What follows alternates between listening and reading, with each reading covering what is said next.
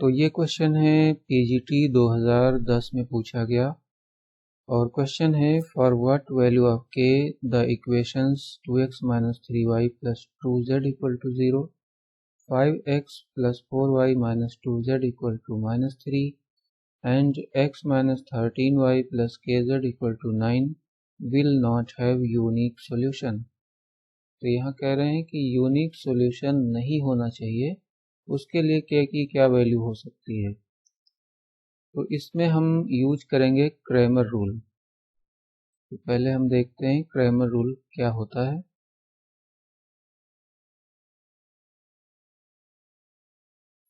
तो Cramer rule होता है x = dx/d और y = dy/d and z = dz/d। तो यहाँ पर ये d क्या है, तो d होते हैं डिटर्मिनेंट्स। और सबसे पहले d देख लीजिए क्या होता है। तो d होता है जब हम x y z के कोफिशिएंट से एक डिटर्मिनेंट बनाएंगे तो वो d हो जाएगा। उसके बाद dx क्या होता है, जो डिटर्मिनेंट d होगा उसमें पहला कॉलम जो होगा x के कोफिशिएंट्स का जो होता है, उस कॉलम को हम रिप्लेस कर देंगे कांस्टेंट नंबर से, 0, -3 और 9, तो उससे हमें dx मिल जाएगा। इसी प्रकार से dy के लिए हम y कोफिशिएंट्स के कॉलम को रिप्लेस कर देंगे कांस्टेंट कॉलम से, तो ये आ जाएगा। और इसी प्रकार से dz के लिए हम z कोफिशिएंट्स के कॉलम को रिप्लेस कर देंगे कांस्टेंट्स वाले कॉलम से। तो इन सभी में आप देख रहे हैं कि इसको d से डिवाइड किया जा रहा है। तो एक बात बताइए, यदि d की वैल्यू 0 हो जाए तो क्या ये डिफाइन होगा? तो d की वैल्यू 0 पर ये डिफाइन ही नहीं होगा। तो यहाँ पर कह रहे हैं कि यूनिक सॉल्यूशन नहीं होना चाहिए। तो उसके लिए ये आवश्यक है कि d की वैल्यू 0 हो जाए। तो हम यहाँ पर d निकालेंगे और d की वैल्यू को = 0 कर लेंगे और वहीं से हमें k की वैल्यू मिल जाएगी।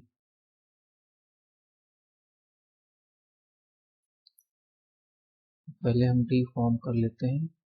ये एक डिटर्मिनेंट है। तो पहली इक्वेशन है जिसमें कोफिशिएंट है 2 - 3 2।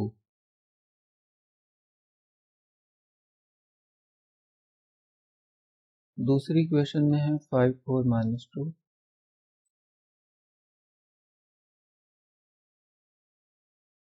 तीसरी इक्वेशन में है 1 - 13 और k। तो ये d हो गया है। अब हम इसको = 0 कर लेंगे। इसको हम एक्सपेंड कर देंगे।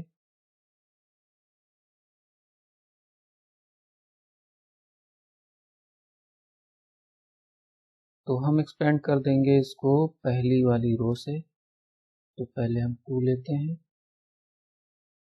और 2 को जब हम लेंगे तो ये वाली रो और ये कॉलम छूट जाएगा और ये चारों बचेंगे। ये नॉर्मल एक्सपेंशन है जो आप करते हैं। फिर उसके बाद में हमें लेना है ये -3। तो यहाँ पर ऑलरेडी माइनस साइन होता ही है, तो ये +3 हो जाएगा। अब ये रो और ये कॉलम छूट जाएगा। तो 5 1 और -2 और k। उसके बाद में +2। तो अब ये वाली रो और लास्ट कॉलम छूट जाएगा।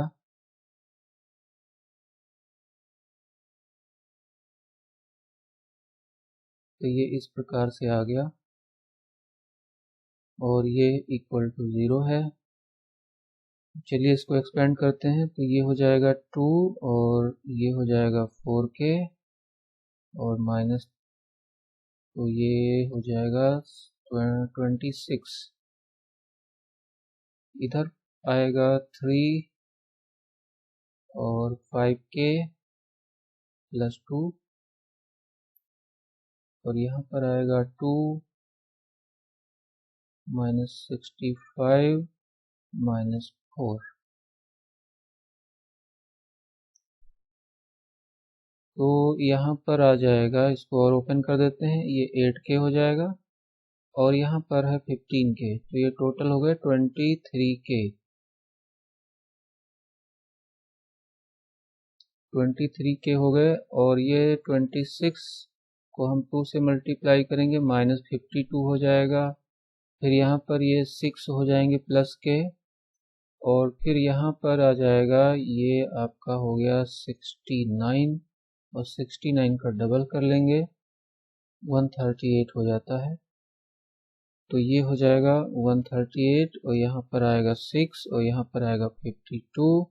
तो इन सब का सॉल्यूशन क्या आएगा, -184। तो ये हो गया इक्वल टू 0 और यहाँ से k की वैल्यू आ जाएगी 8। तो इस प्रकार से ये हमारा सॉल्यूशन आ जाएगा और ये ऑप्शन डी करेक्ट हो जाएगा।